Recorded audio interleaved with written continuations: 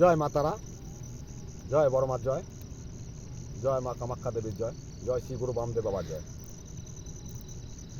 নমস্কার, আমি মাতৃ সাধক গোপাল তান্ত্রিক।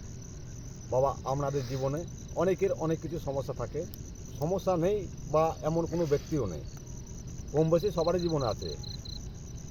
যে কোনো বিষয় দিয়ে কারো বাড়িতে দেখা যাচ্ছে কেউ মানে ছেলে নিয়ে ভুগছে, কেউ মানে নিজের স্ত্রী নিয়ে ভুগছে, কেউ মা নিয়ে ভুগছে, কেউ বাবা নিয়ে ভুগছে, কেউ জমি জায়গা নিয়ে অনেক কিছু দিয়ে বিষয় মানে একটা মানুষের সমস্যার সমাধান মানে বাবা অনেক কিছু আছে, বা তার সমস্যা বহুত কিছুই থাকতে পারে মানুষের।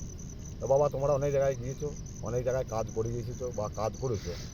তো বাবা, তোমাদের একটা কথা বলি বাবা, দেখতে আগে মানুষকে চিনবে, বুঝবে, তারপরে সে শত্রুপক্ষে না সে তোমার বন্ধুপক্ষে আগে জেনে নিয়ে তার কাছে তোমার সমস্যাগুলো বলবে। নাহলে বাবা, তোমার জীবনে একটা শত্রু আছে, তুমি যে কোনো ব্যক্তির কাছে গিয়ে বললে তোমার জীবনে আর একটা শত্রু আবার হয়ে থাকবে বা হয়ে যাবে।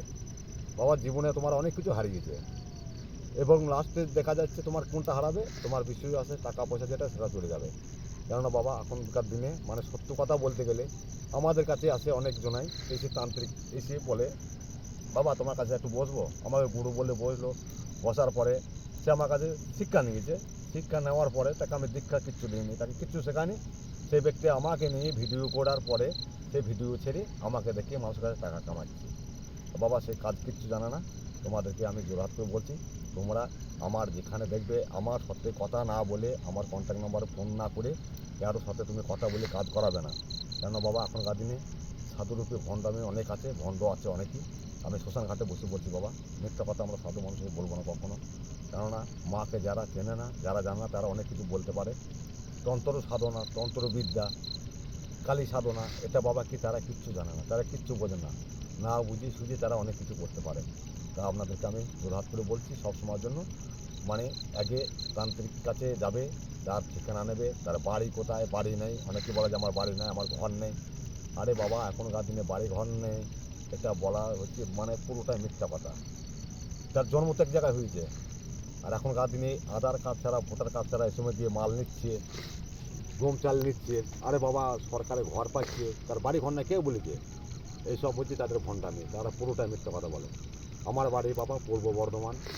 আমার বাড়ি হচ্ছে, তুমি অগরদ্বীপ স্টেশনে নেমে যাবে, অগরদ্বীপ স্টেশনে নেমে গোপীনাথ মন্দিরের এই পাড়ি মানে স্টেশনের কাছেই আমাদের হচ্ছে তারা মায়ের মন্দির আছে, এবং আমাদের এখানে শ্মশান ঘাট আছে। আমরা বাবা মানুষকে মিথ্যা কথা বলি না, মানুষকে ঠকাতে চাই না।